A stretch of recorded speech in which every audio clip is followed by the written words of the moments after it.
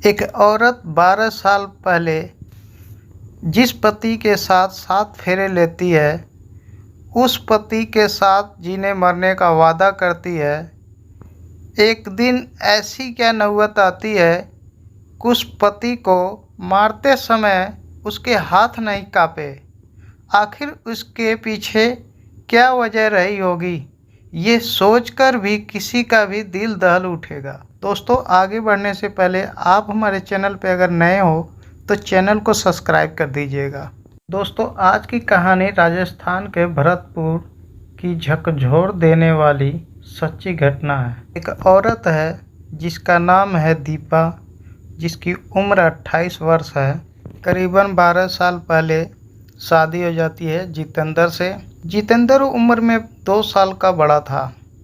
भरतपुर में ही जितेंद्र की fast food की दुकान थी।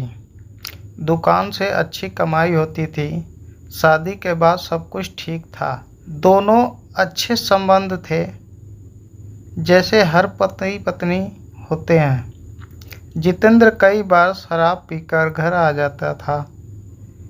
पत्नी को एतराज़ होता था, लेकिन फिर भी पत्नी कहती थी, चलो थोड़ी बहुत कभी काल पी लेते हैं, कोई दिक्कत नहीं है।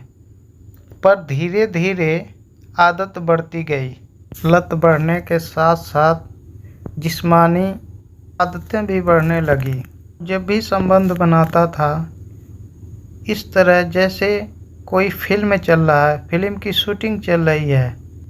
घर में 2 बेटी थी जो धीरे धीरे बड़ी हो चुकी। पति नशे में गंदी हरकतें करने की आदत ख़त्म नहीं हो रही थी। बढ़ती गई आदतें।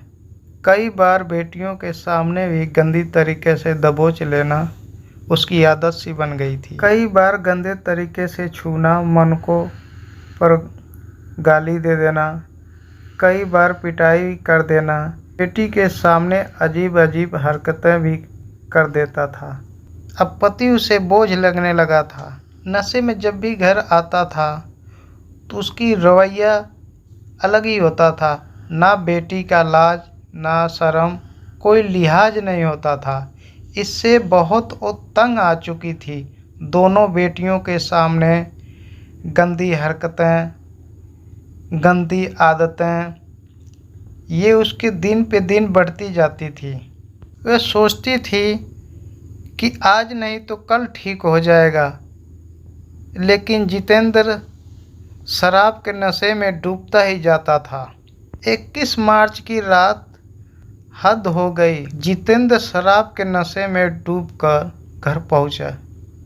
आते ही मारपीट करने लगा, शरीर पर टूट पड़ा, उसे नोचने लगा। बेटी देखने लगी, बेटी को दूर भगाने लगी, लेकिन बेटी को भगाने से मना कर दिया और उसे मारने लगा। और बेटी के सामने वो सारा कुछ करने लगा। रात की हरकतों में बर्दाश्त नहीं हो पाई। सोच रही कि खुदकुशी कर लूं, लेकिन सोचती थी अगर मर गई तो दोनों बेटियों का क्या होगा। पति तो दूसरा शादी कर लेगा, फिर बेटी अभागिन बन जाएंगी। इसलिए मन को मजबूत किया और तय किया कि पति को ही कुछ करना पड़ेगा। इसलिए उस रात को सब्जी में उसने नींद की दवाई मिला दी। नींद की दवाई इतनी मिला दी कि वो खाना खाने के बाद तुरंत उसे नींद आ गई। बेटियों को भी जल्दी से ही सुला दिया और उसे नींद नहीं आ रही थी। रात करीबन 2:30 बजे सब कुछ देखा, फिर रसोई पहुंच गई। चाकू उठाकर और कमरे में आई। फिर पति के मुंह में कपड़ा ठूसा ताकि शोर मचा न सके। कपड़े उसके गले दबाया, लेकिन गला दबाने से मौत नहीं हुई थी। फिर उसने चाकू से वार करने लगी। वो मौत की नींद में सो गया, लेकिन फिर भी वो चाकू घोंटती रही। उसे 6 सालों की सारी कसर निकालनी थी, इसलिए वो चाकू गोदती रही, पूरी कसर निकाल ली। मौत की नींद सुलाने के बाद सुबह जब हुआ तो महिला ने अपने आप सारा कुछ कबूल दिया कि मैंने इसे मारा है।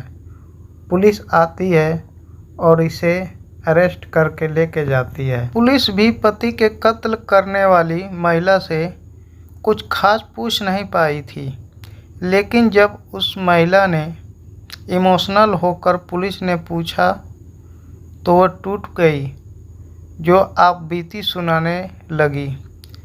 पुलिस अधिकारी भी दंग रह गए। ये सोचने लगे कि यह महिला की जगह कोई और दूसरी महिला होती तो क्या करती, लेकिन कानून तो कानून है, वह ऐसी घटना इजाज़त नहीं देती है। लिहाजा इस महिला को गिरफ्तार कर लिया गया, न्यायिक हिरासत में जेल भेज दिया गया।